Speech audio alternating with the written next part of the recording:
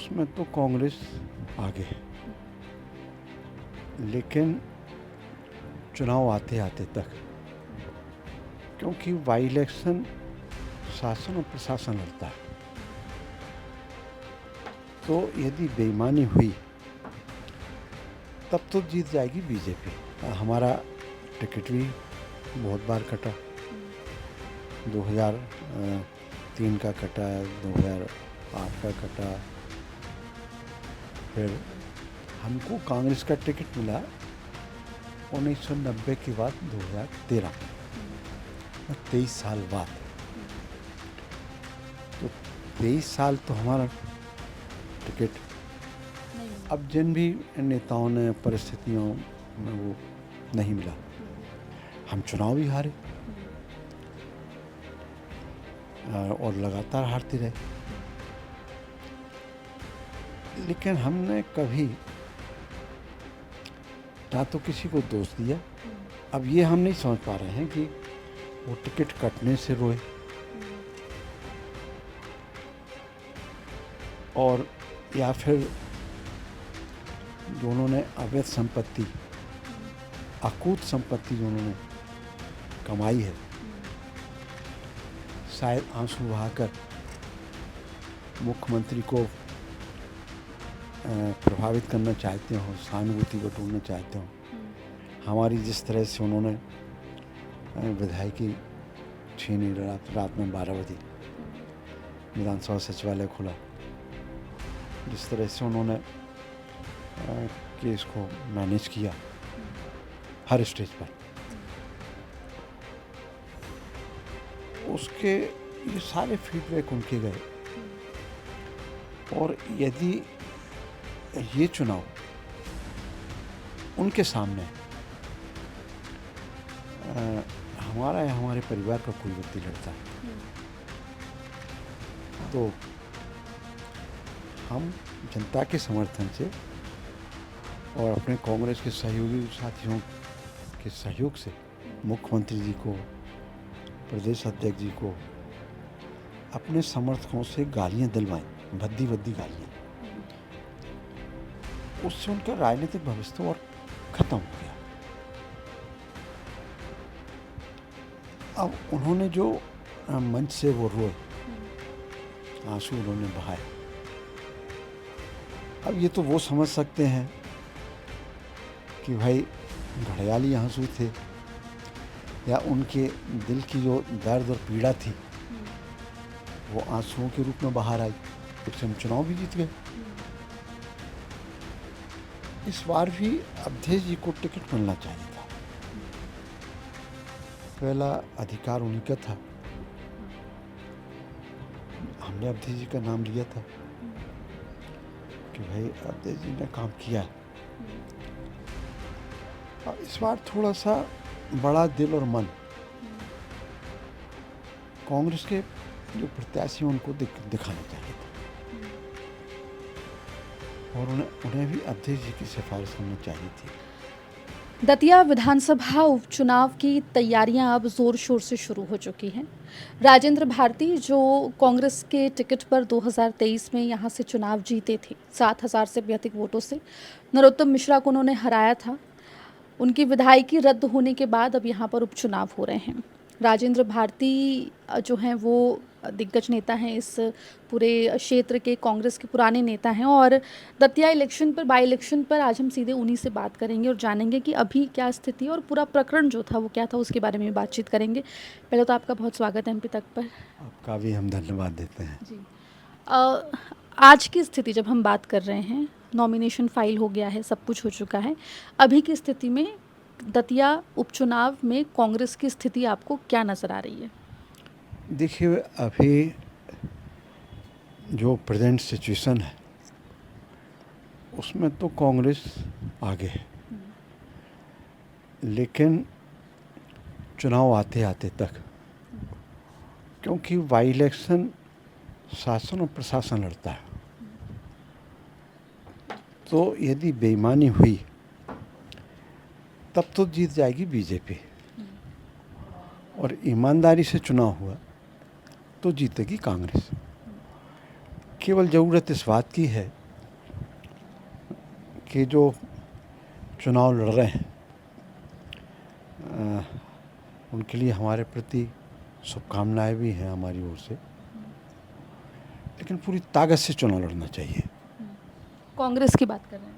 कांग्रेस प्रत्याशी की घनश्याम सिंह।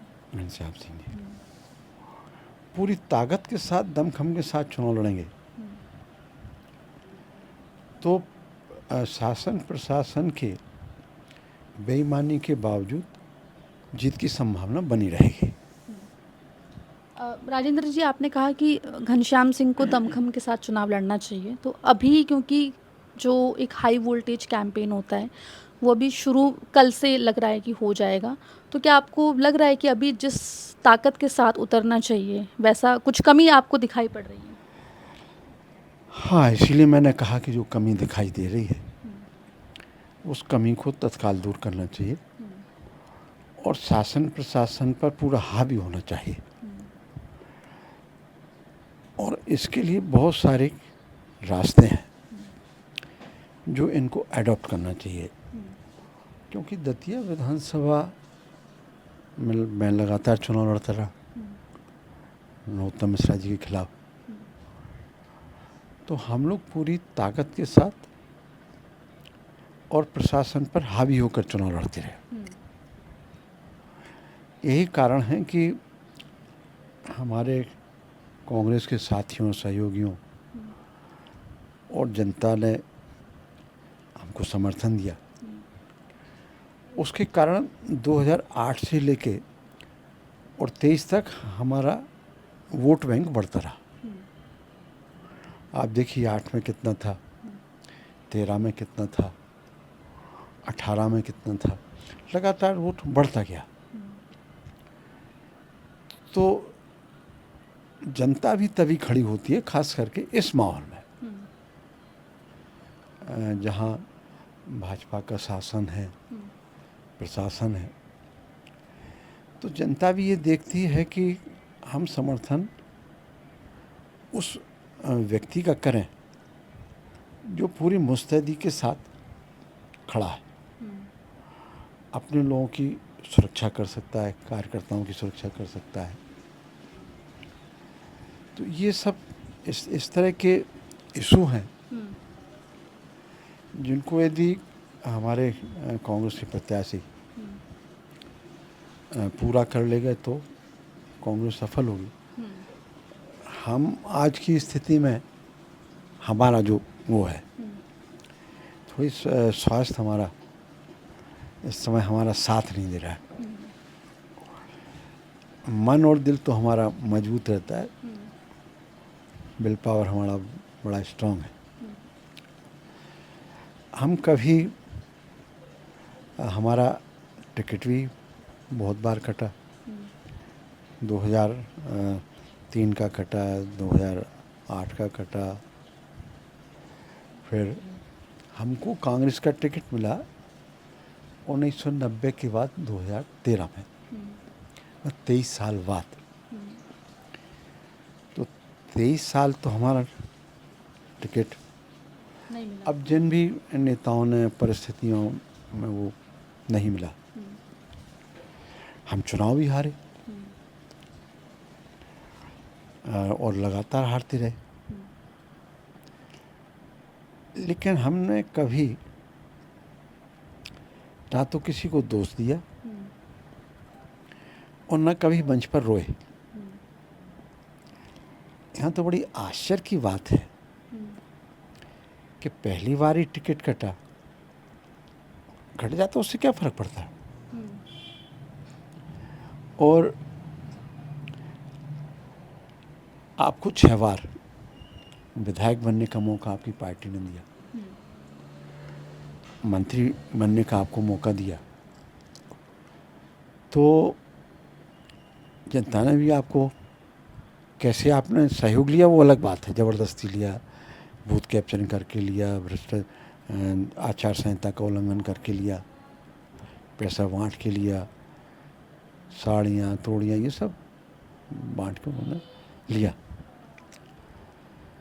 तो पर उनको सब कुछ मिला, और हमारी समझ में इतना अधिक मिल गया जिसकी कल्पना उन्होंने कभी की नहीं होगी। आज की स्थिति में कम से कम वो 10,000 करोड़ के आदमी हैं। अब ये हम नहीं समझ पा रहे हैं कि वो टिकट कटने से रोए और या फिर जो उन्होंने अवैध संपत्ति, अकूत संपत्ति जो उन्होंने कमाई है, शायद आंसू बहाकर मुख्यमंत्री को प्रभावित करना चाहते हो, सहानुभूति बटोरना चाहते हो कि साहब हमारी संपत्ति की रक्षा तो होने देना, उसको डिस्टर्ब मत करना। नहीं तो टिकट, क्योंकि लगातार नरोत्तम मिश्रा के रोने की आप जो मंच से वो रो दिए उसके बारे में आप बात कर रहे हैं, तो वो लगातार कैंपेन कर रहे थे। जिस दिन से आपकी विधायकी रद्द हुई थी उस दिन से लगातार वो ना सिर्फ सभाएं कर रहे थे, जातिगत समीकरण साधने की कोशिश कर रहे थे। पूरी दतिया की जो बीजेपी है, उनके समर्थक जो उस दिन चक्का जाम करने बैठे थे, वो समर्थक लगातार डोर टू डोर कैंपेन उन्होंने शुरू कर दिया था। तो ऐसे में टिकट का ना मिलना, क्या वजह आपको लगता है कि बीजेपी ने क्यों नहीं दिया नरोत्तम मिश्रा को टिकट? देखिए, बीजेपी ने उनको, एक तो 2023 का हार का कारण, क्योंकि सारे हथकंडे अपनाने के बावजूद वो चुनाव हार गए। चुनाव किसने हराया? जनता ने हराया। हमारे कांग्रेस के सहयोगी और साथियों ने उनको चुनाव हराया। तो इनका शायद फीडबैक इस बार भी अच्छा नहीं गया। वो भले ही मंचों पर प्रचार कर रहे थे और बहुत आना जाना उनका था, मेहनत कर रहे थे। तो उनका तो ये हाल हो गया ना कि जैसे किसी के सामने परोसी हुई थाली रखी हो और वो कोई खिसका ले जाए, ऐसा उनके साथ हुआ। दूसरा, आपने यदि देखा हो, प्रकृति के अनुसार मकड़ी जो होती है वो अपने जाल को बुनती है और उसमें ही फंस के रह जाती है। ये प्रैक्टिकल व्यवहारिक बात है। तो इन्होंने जो जाल बुना दूसरों के लिए, खास करके हमारे लिए, हमारी जिस तरह से उन्होंने विधायकी छीनी, रात में 12 बजे विधानसभा सचिवालय खुला, जिस तरह से उन्होंने केस को मैनेज किया हर स्टेज पर, उसके ये सारे फीडबैक उनके गए। और यदि ये चुनाव उनके सामने हमारा या हमारे परिवार का कोई व्यक्ति लड़ता तो हम जनता के समर्थन से और अपने कांग्रेस के सहयोगी साथियों के सहयोग से चुनाव फिर जीतते। और चूंकि शुरू में यही पिक्चर था कि हम लड़ेंगे, आप तो नहीं लड़ेंगे लेकिन हमारे परिवार का कोई व्यक्ति लड़ेगा। अब चुनाव में वो मज़ा ही नहीं रह गया जो चुनाव में आपने 2023 में आप आई थी। तो जो आपने मज़ा, राजनीतिक जो मज़ा होता है ना, पब्लिक को भी मज़ा आता है, लुत्फ लेती है पब्लिक के। हाँ, दो लोग जो है, दो पहलवान ताकतवर लोग आपस में लड़ रहे। तो अभी आपको नहीं लग रहा कि दोनों ही जगह से ताकतवर इंसान हैं? नहीं। कांग्रेस से भी नहीं? हाँ, नहीं, कोई नहीं। अभी आपने जिक्र किया कि पहले ये था कि आपके परिवार से भी कोई लड़ सकता है। बहुत कयास लगे आपकी, आपके बेटे की, और राहुल गांधी की तस्वीर सोशल मीडिया पर आई। ये कहा गया कि राजेंद्र भारती अपने बेटे की दावेदारी ठोक रहे हैं, दतिया विधानसभा में उपचुनाव होंगे। तो उसके बाद जब उपचुनावों की घोषणा हुई तब आपकी पत्नी, उनका नाम भी बहुत चला, लेकिन उसके बाद राजेंद्र भारती जी का एक बयान आता है कि मेरे परिवार को मैं अपने परिवार को अलग करता हूँ चुनावों से और मेरे परिवार से किसी को टिकट ना दिया जाए, मैं कांग्रेस को समर्थन करूँगा। ये फैसला क्यों लिया गया? देखिए, ये फैसला 2 कारणों से लिया। पहला तो सबसे बड़ा कारण ये है कि 1952 से 1952 से हमारा परिवार चुनाव लड़ता आ रहा है। मतलब हमारे फादर 52 में लड़े, फ्रीडम फाइटर थे वो। चुनाव लड़े 52 में और 5 बार यहाँ से विधायक रहे। उनके बाद फरवरी 1985 में उनकी डेथ हो गई थी।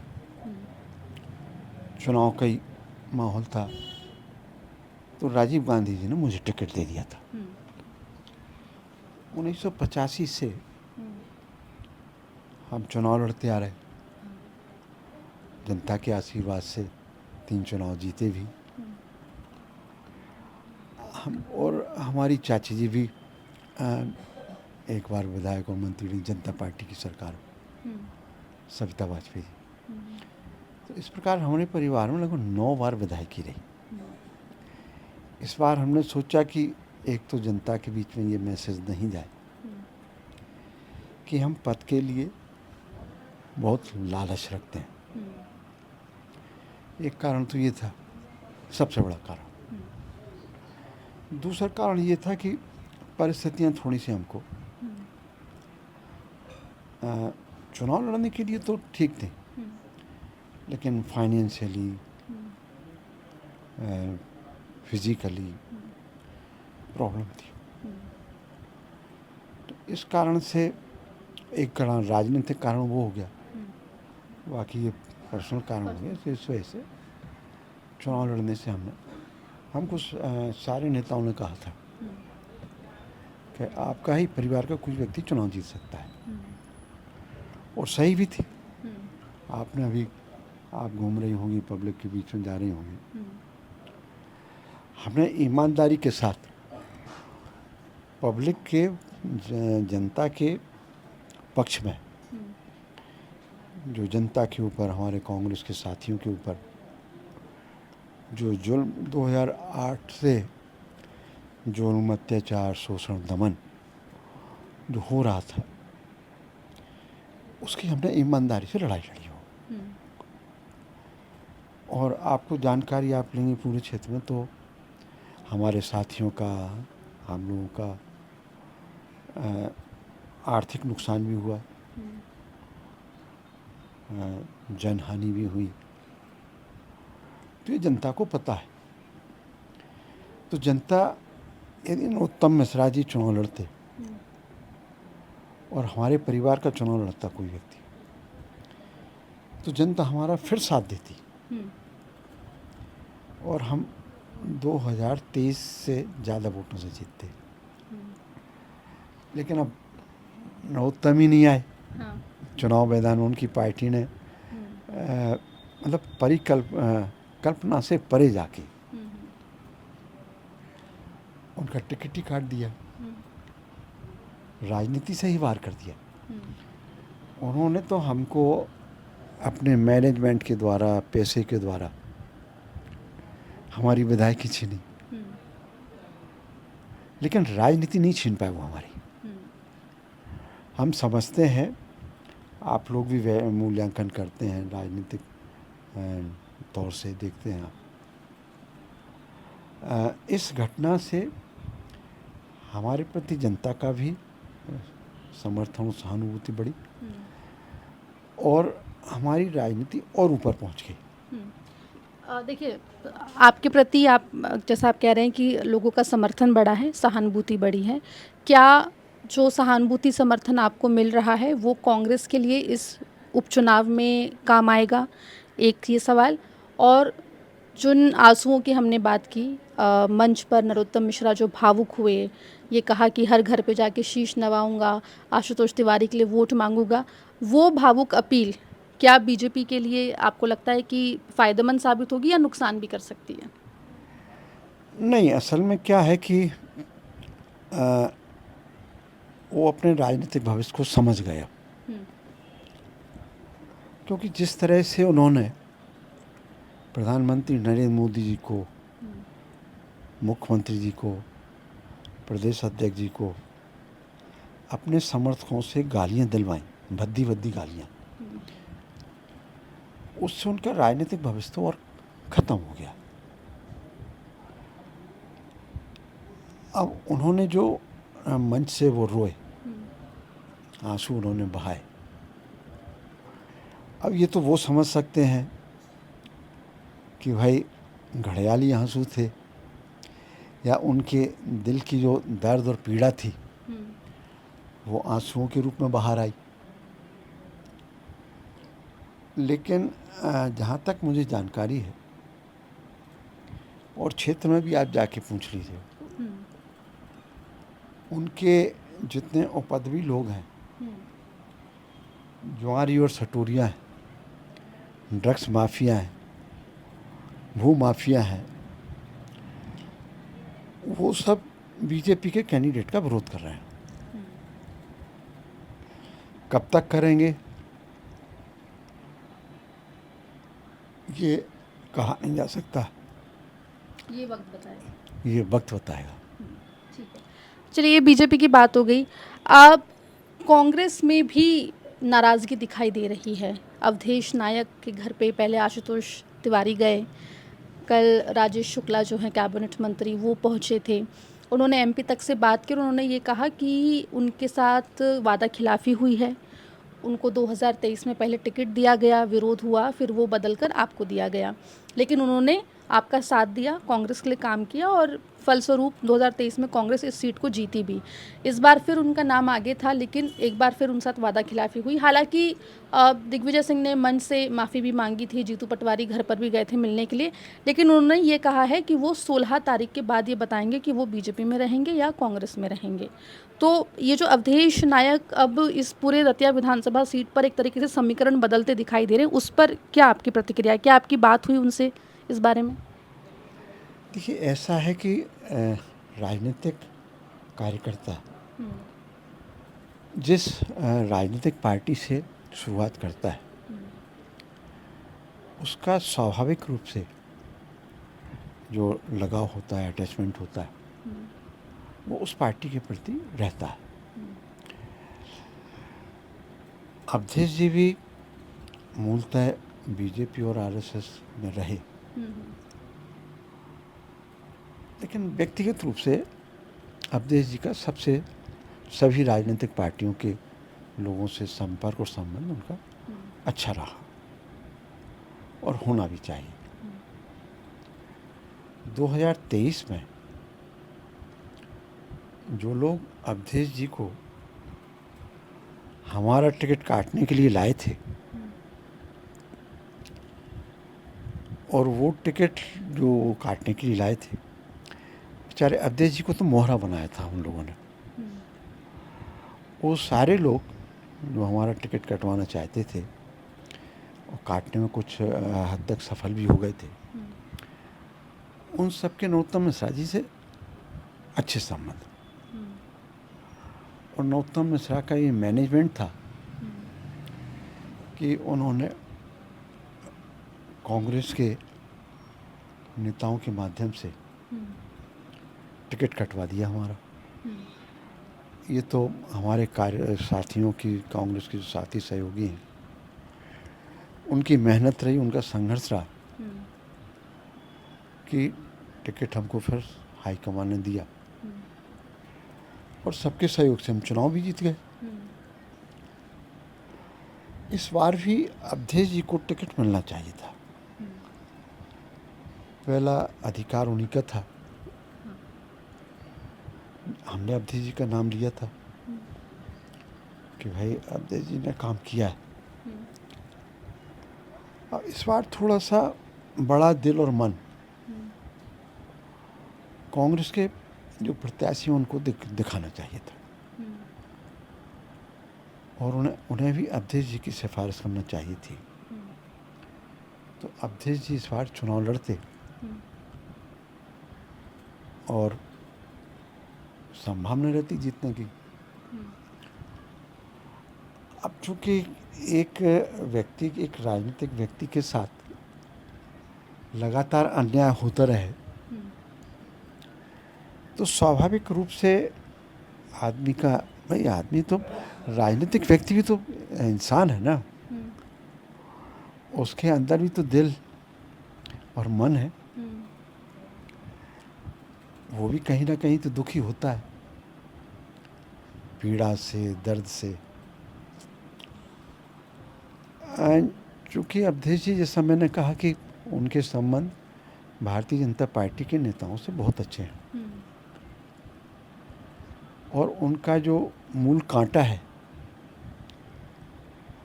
वो कांटा भी बीजेपी के बड़े नेताओं ने दूर कर दिया।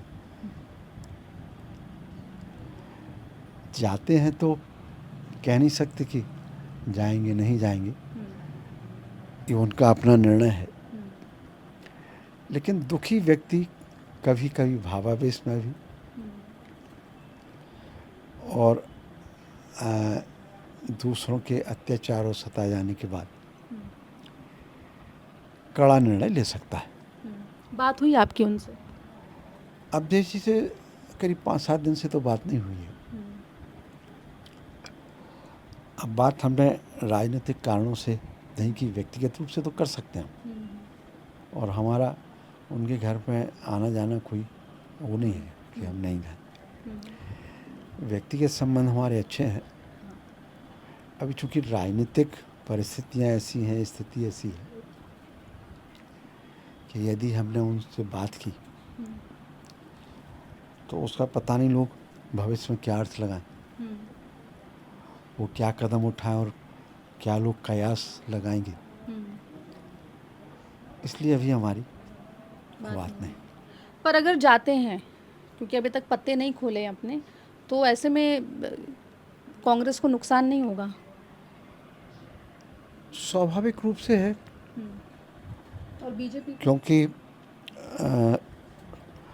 कोई नेता कितना वोट ट्रांसफ़र कर सकता है वो एक अलग बात है, लेकिन जो माहौल बनता है चुनाव के समय, हाँ। वो माहौल राजनीतिक समीकरण बदलने में काफ़ी अहम भूमिका रखता है। तो नुकसान तो होगा, खैर ये तो सही है। तो जब हम लोग पद, भी हाँ कोशिश कर रहे हैं कि पार्टी का नुकसान नहीं हो। हाँ, वही मैं जानना चाह रही थी कि जब इस तरीके के उनके बयान आ रहे हैं और लगातार बीजेपी के दिग्गज उनसे मिलने जा रहे हैं, जीतू पटवारी तो एक बार मिल के चले गए, लेकिन इसके अलावा कांग्रेस क्या कर रही है उनको रोकने के लिए, या फिर कांग्रेस का ऐसा है कि जा रहे हैं तो जाते जाएं? इस मामले में थोड़ा सा जितना प्रयास होना चाहिए उतना प्रयास कोई करता नहीं है, क्योंकि 93, 98 हमारा भी कांग्रेस के ग्वालियर के राजघराने ने हमारा टिकट काटा था। तो फिर हमारे पास कोई दूसरा विकल्प नहीं था, राजनीतिक रूप से भी और जनता से जितना हमारा पिताजी के टाइम से पारिवारिक रिश्ता है, उस पर भरोसा करके हमने समाजवादी पार्टी से चुनाव लड़ा। हाँ। और जनता के आशीर्वाद से चुनाव जीता भी। कांग्रेस और बीजेपी दोनों की जमानत जब 2008 में फिर हमको टिकट नहीं मिला, हम वापस गए। अब चूँकि मूलतः हमारी जो प्रवृत्ति है और प्रकृति है और हमारे अंदर जो दूध और खून वो तो हमारे माता पिता का है ना, तो कांग्रेस का है, क्योंकि हमारे फादर फ्रीडम फाइटर भी रहे, कांग्रेस में हमेशा रहे। तो हम समाजवादी पार्टी में रहते हुए भी तौर तरीका हमारा वही कांग्रेस का रहा। फिर हम कांग्रेस में वापस आ गए, फिर हमारा टिकट कट गया 2008 में। 2003 में भी कटा, हम्म, 2008 में भी कटा। हम्म, तो जिसके पास जनता का जन समर्थन होता है ना, हाँ, और उसके साथी और सहयोगी मजबूत होते हैं दिल से, हम्म, पैसे से खरीदे हुए लोग नहीं, हम्म, और उसके अंदर साहस और हिम्मत है, तो वो चुनाव लड़ता है। हम्म, राजनीतिक कार्यकर्ता हैं, राजनीति कर रहे हैं, हम्म, तो ये भी हिम्मत और साहस की बात होती है। हम्म, और इसीलिए हमने नरोत्तम मिश्रा जी को चैलेंज किया था हम्म, कि यदि आपको अपने कार्यकर्ताओं पर भरोसा है, जनता पर, जनता के आपने काम किए हैं, हम्म, और यदि आपके पास इतना जन समर्थन है, तो निर्दलीय चुनाव लड़के बताइए, आप हम्म, हिम्मत दिखाइए। हम्म, और वो भी हिम्मत नहीं दिखा पा रहे तो कांग्रेस में आ जाइए, यहाँ से उम्मीदवार बन जाइए। हम्म, तो उन्होंने दोनों हिम्मत नहीं दिखा पाए, वो हम्म, ना निर्दलीय चुनाव लड़ पाए और ना पार्टी छोड़ पाए। हम्म, वो पार्टी इसलिए नहीं छोड़ पाए कि उनको पता है कि जो उनकी संपत्ति है अवैध और अकूत, हम्म, चूँकि इस समय केंद्र में भी बीजेपी की सरकार है, राज्य में भी बीजेपी की सरकार है, हम्म, और जो इनके नेता हैं, खास करके अमित शाह जी हम्म, बीजेपी में, वो सबकी फाइलें तैयार रखते हैं। हम्म, तो चाहे अपना हो चाहे दूसरे दल का हो, उनको ये पता रहता है कि कैसे कंट्रोल करना है। हम्म, तो किसके पीछे वो सीबीआई लगा दें, ईडी लगा दें, इनकम टैक्स लगा दें। तो इस कारण से नरोत्तम जी डर गए हम्म, और वो हिम्मत और साहस नहीं दिखा पाए, और दिखाना चाहिए थी। हम्म, जो डर गया सो मर गया, चाहे राजनीति हो चाहे कोई भी क्षेत्र हो। हम्म। तो अभी माना ही जा रहा है कि अगले 2 से 3 दिन में दतिया का जो बाई इलेक्शन है वो चुनावी रंग में जो है रंगता हुआ दिखाई देगा। अभी की स्थिति से आप क्या समझ रहे हैं कि कांग्रेस कितने एज पर है? और हालांकि आपका स्वास्थ्य उतना बेहतर नहीं है, लेकिन घनश्याम सिंह जी के लिए कैंपेन में क्या आप दिखेंगे और किस तरीके से आप मतलब कांग्रेस को सपोर्ट करते हुए दिखाई देंगे?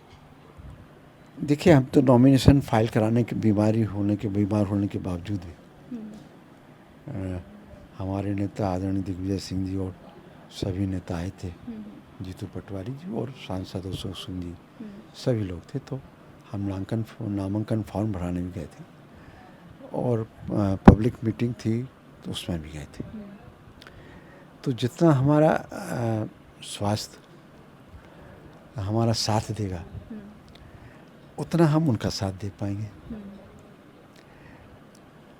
और हमारे पास, हमने कहा ना कि हमारे जो सहयोगी और साथी हैं हम्म, इतने मजबूत हैं। हम्म, हमने कई बार प्रदेश अध्यक्ष जी और लोगों के सामने भी कहा कि आपको दतिया जैसे लड़ाकू कांग्रेस नहीं मिलेंगे, हम्म, जो एक आताताही कहना चाहिए, हम्म, आतंक, जिसका आतंक और भय रहा, उसके सामने हमारे कांग्रेस के सहयोगी और साथी पिछले 20 साल से लड़ते रहे। हम्म, उनका आर्थिक नुकसान भी हुआ, फर्जी केस भी लगे, जेल गए, लेकिन किसी को वो ना तो तोड़ पाए, न झुका पाए और ना खरीद पाए। और वो हमने भी नहीं किया। हमको भी बहुत बार ऑफर आए, सब हुआ, तो हमने भी ऐसा, हमारी आत्मा ने भी गवाही नहीं दिया, हमने भी नहीं किया। तो उसका लाभ तो जनता, कांग्रेस पार्टी को मिलेगा जितना, क्योंकि हमारे जो सहयोगी साथी हैं ना, उनको लड़ने का मादा है, तौर तरीके जानते हैं कि कैसे लड़ा जाता है। एक थोड़ा सा इस बात पर भी निर्भर करता है कि जो चुनाव लड़ने वाला व्यक्ति कोई भी हो, हम हो या किसी भी और पार्टी का हो या कांग्रेस पार्टी का कोई भी प्रत्याशी हो, ये उसके ऊपर भी ज़्यादा डिपेंड करता है कि वो चुनाव किस तौर तरीके से, कितनी दमखम से लड़ रहा है, तो लोग उसके साथ रहते हैं। जनता ने हम लोगों की बहुत परीक्षा ली, जनता ने हम लोगों की बहुत परीक्षा ली, हमारे साथियों की बहुत परीक्षा ली। मतलब 8 से लेके और 23 तक हम लोग लड़ते रहे, तो ये परीक्षा हो गई कि नहीं हो गई? एक तीसरा फैक्टर भी दतिया में काफ़ी चर्चा में है, दामोदर यादव। जब एमपी तक ने उनसे बात की तो उन्होंने कहा कि वो फर्स्ट नंबर पर हैं, सेकंड नंबर पर बीजेपी है, तीसरे नंबर पर कांग्रेस को वो देख रहे हैं। इस पर क्या कहेंगे?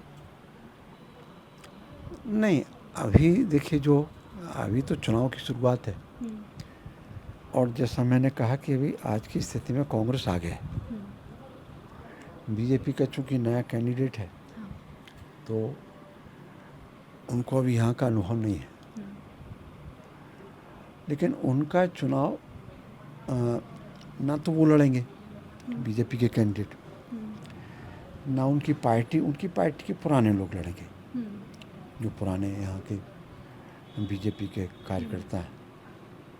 संभाग से लोग आएंगे, क्योंकि ये आशुतोष तिवारी जी संगठन में प्रभारी मंत्री 2-3 संभागों के रहे।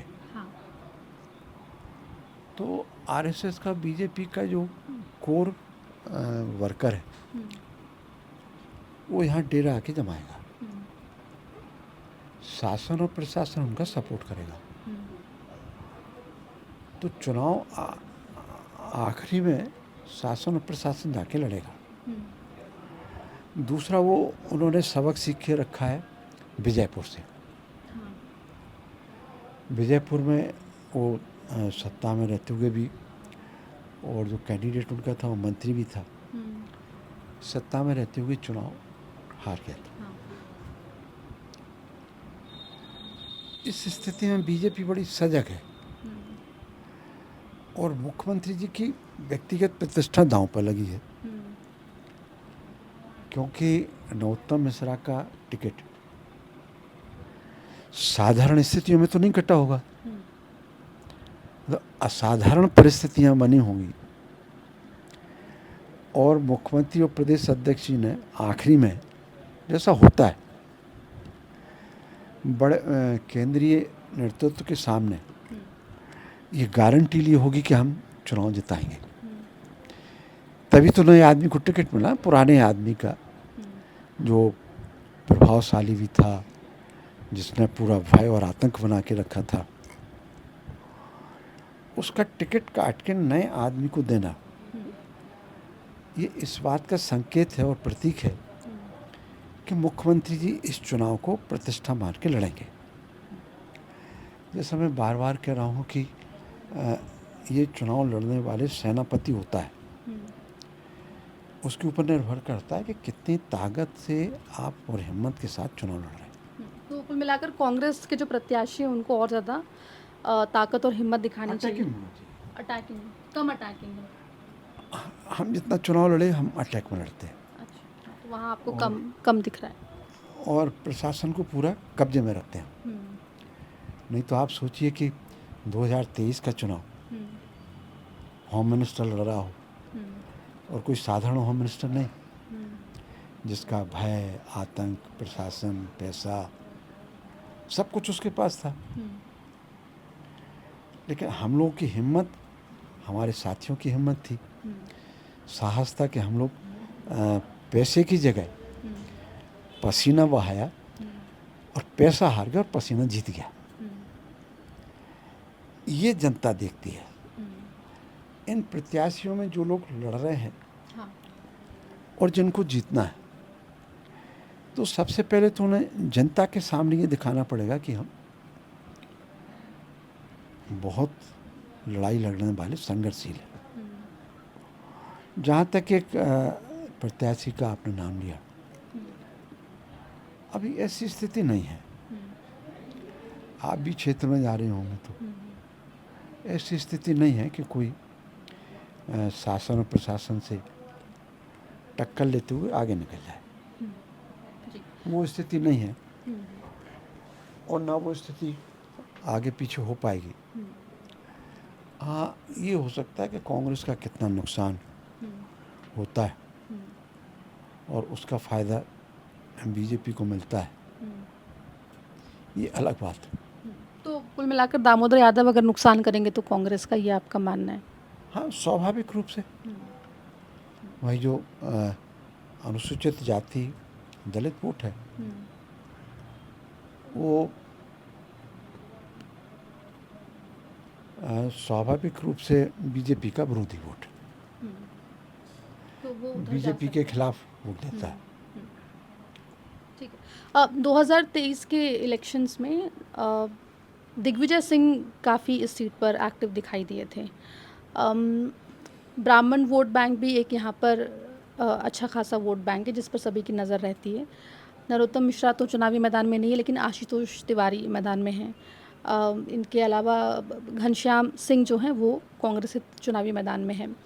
दिग्विजय सिंह ने एक बयान अभी दिया था हाल ही में, जिस नरोत्तम मिश्रा को लेकर रावण उनको कहा था। अवधेश नायक जो हैं वो पाला बदल सकते हैं, ऐसी खबरें निकलकर सामने आ रही हैं। तो क्या आपको लगता है कि दिग्विजय सिंह का बयान, ये टाइमिंग इलेक्शन की, ब्राह्मण वोट बैंक जो है वो छिटक सकता है? देखिए, दिग्विजय सिंह जी एक मंझे हुए नेता हैं। उनके पास बहुत सालों का अनुभव है। 10 साल मुख्यमंत्री भी रहे वो। तो दिग्विजय सिंह जी को समझना बड़ा मुश्किल है, लेकिन जो कुछ वो कहते हैं वो बहुत सोच समझ के और उसके दूरगामी प्रभाव पड़ता है। 2023 से 2023 में नहीं बल्कि उससे पहले से उनकी निगाह दतिया सीट पर थी और उन्होंने पर्याप्त रूप से यहाँ समय दिया, मेहनत भी की, हमको टिकट दिलाने में भी उन्होंने पूरा सहयोग किया, प्रयास किया। बाद में कमलनाथ जी ने भी हमारा सहयोग किया। तो इस सीट पर उनकी निगाह आज भी है। अब जो व्यक्ति खुद ही ये कहे कि जो काम रावण नहीं कर पाया, उन नवग्रहों को अपने बस में नहीं कर पाया, ये उनका ही बयान था, किसी और का बयान नहीं था। आपने भी शायद याद हो, सुना हो। तो उनका ही बयान था कि जो काम रावण नहीं कर पाया कि नवग्रहों को अपने कब्जे में रख पाया, वो काम हमने दिखा दिया। तो अब खुद की तुलना रावण से करने की क्या ज़रूरत थी? और जब आप खुद ही अपनी तुलना रावण से करोगे तो इसका मतलब है कि आपका अहंकार बहुत ज़्यादा बढ़ गया। और उस अहंकार पर चोट की है आदरणीय दिग्विजय सिंह ने। उन पर चोट नहीं की, उनके रावण जैसे अहंकार पर चोट की है। और रावण ने जो सीता जी का हरण किया था, वो यदि रावण बन के करता तो उतना पाप नहीं था, लेकिन उसने दोहरा पाप किया कि अपना भेष बदला, साधु बना और साधु बन के फिर सीता जी का हरण किया। तो उसने साधुता को भी बदनाम किया। इसलिए उसका दोहरा पाप उस पर लगा कि एक तो किसी स्त्री का हरण करना, वो श्राप लगा, साधु बन के किया, वो श्राप लगा।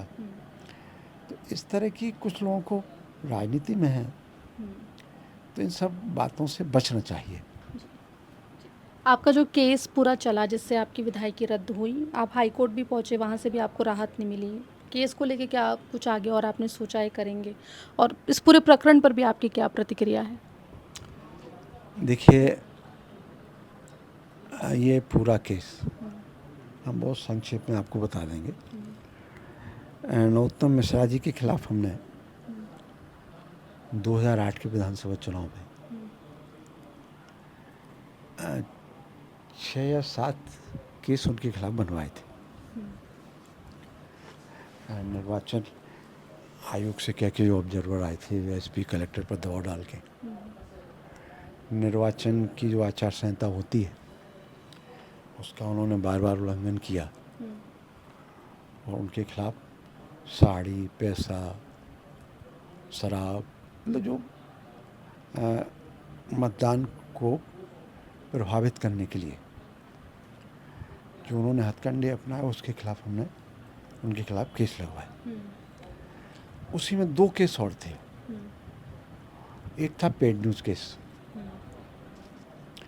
जो 98 में उन्होंने किया और 2009 में हमने उनकी शिकायत की, जनवरी में पेड न्यूज़ केस की शिकायत की। तो पेड न्यूज़ केस में हम लगभग 7-8 साल हमने वो केस लड़ा और अल्टीमेटली चुनाव आयोग ने इनको आयोग घोषित किया। दूसरा इनका जो केस था एक फॉल्स एफिडेविट का। वो फॉल्स एफिडेविट का केस इस तरह से था कि एक विलेज है जगना, थाना भी जगना है। तो इनकी गाड़ी में जो तवेरा गाड़ी थी इनकी, उसमें शराब, साड़ी, पैसा था। उसको हमारे साथियों ने पकड़वा दिया था। इनकी गाड़ी पकड़ गई थी। गाड़ी फिर इनके नाम से थी तो उन्होंने कोर्ट से उसको रिलीज़ कराई। तब हम लोगों को पता चला कि ये गाड़ी इनके नाम से है। तो फॉल्स एफिडेविट का केस हमने लगाया फिर उनके ऊपर कि आपने फर्जी शपथ पत्र दिया है। तो उन केसों को वापस लेने के लिए इन्होंने, चूँकि मैं बैंक का अध्यक्ष रहा, हमारी मदर ने बैंक मतलब एलडीबी बैंक, पुराना एलडीबी बैंक का अध्यक्ष रहा। हमारी मदर ने उस समय पूरे मध्य प्रदेश के जिला बैंकों को, हमारे एपेक्स बैंक को पैसे की ज़रूरत थी। तो पैसे को अपनी लिक्विडिटी बढ़ाने के लिए एफडी योजना की परमिशन ली नाबार्ड से। हमारी मदर ने, मैनेजर इच्छुक थे, पैसा उनको और लोगों की भी एफडी हुई, क्योंकि हमारी मदर की एफडी नहीं हुई। 10 लाख की उन्होंने एफडी की। 6 जनवरी 98 का एक सर्कुलर है एपेक्स बैंक का। उस सर्कुलर के मुताबिक उसमें लंबी अवधि तक भी एफडी हो सकती थी और ब्याज भी उसमें ईयरली लिया जा सकता था उस सर्कुलर में। लेकिन जब इन्होंने अपने एक रिश्तेदार को, हमारा जो नॉमिनेटेड जो इलेक्टेड बोर्ड था उसको भंग करा के अपने रिश्तेदार को नॉमिनेटेड बोर्ड बनवाया था, अध्यक्ष बनवाया था प्रमोद पुजारी को। उनसे ने कहा कि यार इनके केस निकालो कोई बैंक से, जिससे इनसे प्रेशर बनाए कि ये केस वापस ले लें, पेड न्यूज़ का और फॉल्स एफिडेविट। तो उनको हमारी मदर की एफडी मिल गई। अब 10 लाख की एफडी 98 के सर्कुलर के मुताबिक है। जो एक कर्मचारी था रघुवीर, उसने परमिशन भी ली थी मैनेजर से, उसने करेक्शन ऑफ एंट्री की, उससे हमारा कोई ताल्लुक़ नहीं है। उसने 3 साल की थी तो उसने तत्काल में मैनेजर से अनुमति लेके 24 घंटे के अंदर उसको 15 साल के लिए कर दिया। तो इनका आरोप ये था कि एक तो लंबी अवधि के लिए नहीं हो सकती, दूसरा आरोप जो जिसको एक कंप्यूटर ऑपरेटर था उसको उन्होंने जनरल मैनेजर बनाया था, तो उसको ये ड्यूटी थी कि इनके खिलाफ केस लगाना है। तो हमारे खिलाफ बैंक में कोई और उनको करप्शन मिला नहीं, कोई इस तरह का गलत काम, भ्रष्टाचार। एफडी उनको ये मिल गई तो उनने वो देखा और उससे उन्होंने पहले ईओडब्ल्यू को शिकायत करवाई। ईओडब्ल्यू ने जांच के लिए कहा कि भाई हमारे यहाँ केस बैंक का लेन देन का मामला है, तो रजिस्ट्रार को भेज दिया। रजिस्ट्रार के अंडर में ये सारे बैंक आते हैं। तो रजिस्ट्रार ने जांच करवाई, तो जेआर ने जो जांच दी, रिपोर्ट दी 27 जनवरी 2015 में, उसने कहा कि इन्होंने, इनकी मदर ने बैंक को 7 लाख रुपए की हानि पहुंचाई। कितनी? केवल 7 लाख, कि उन्होंने ब्याज ज़्यादा ले लिया। तो उन्होंने मैनेजर को ऑर्डर किया, आदेश दिया, कोऑपरेटिव एक्ट की धारा 176(1) 176(2), उसमें आप बैंक की राशि वसूलने की कार्रवाई करें। मैनेजर ने जानबूझ के वो बैंक के हित में कोई काम नहीं किया। हाँ। क्योंकि वो यदि करता तो जो आदेश उसको मिला था जेआर से, उस हिसाब से करता। बैंक की एफडी मदर की तब भी जमा थी और आज भी जमा है। ये होता कि एफडी ले गए 10 लाख की 1 करोड़ कर दी, 100 तो और बढ़ाना था, तो फर्जी तो वो होता है ना। तो कोई फर्जी बढ़ा नहीं था, तो वो उन्होंने कार्रवाई नहीं की और ये केस उन्होंने प्राइवेट इसका सामान, फिर मतलब पुलिस की एफआईआर नहीं है इसमें। उन्होंने एक यहाँ जो मजिस्ट्रेट था, जो हमें जानकारी है, हो सकता है सही भी हो गलत भी हो, तो मजिस्ट्रेट के भाई को भोपाल में बनना था गवर्नमेंट एडवोकेट। वो यहाँ नरोत्तम मिश्रा जी के पास लॉ डिपार्टमेंट कंटिन्यू रहा लगभग 15-20 साल। केस रजिस्टर्ड हो गया, फिर केस को गलत तरीके से लड़ा गया और इसीलिए कोर्ट का जो फैसला आया, मैनेजमेंट इनका था पूरा, इन्होंने मैनेजमेंट किया, डीपीओ एडीपीओ मैनेजर के द्वारा पूरा केस फाल्स एविडेंस और फैक्ट्स के आधार पर केस उन्होंने बनाया। इसीलिए कोर्ट ने जो फैसला दिया, उस फैसले में कोर्ट ने ये लिखा है हमारे खिलाफ, मतलब हमें तो आरोपी बनाए इन्होंने 420, 467, 468, 471, इन धाराओं में कोर्ट ने हमको दोषी नहीं पाया, मतलब किसी भी धारा में। एक बेचारा जो रघुवीर प्रजापति है, उसको 8 साल बाद नरोत्तम मिश्रा जी ने मुलजिम बनवाया, तो उसके ऊपर उसको भी एक धारा और है 409, उस धारा में उसको बरी कर दिया कोर्ट ने। 409 होती है अमानत में ख़यानत। तो जब सरकारी पैसे में कोई गड़बड़ी नहीं है, कोर्ट ने कहीं पैसे के मामले में लिखा नहीं है कि कितने पैसे की गड़बड़ी इनने की है। बड़ा विचित्र फैसला है वो, मतलब पूरे केस के जो मूल में, उसकी गहराई में जाए तो पैसा ही है ना, कि पैसे की गड़बड़ी की,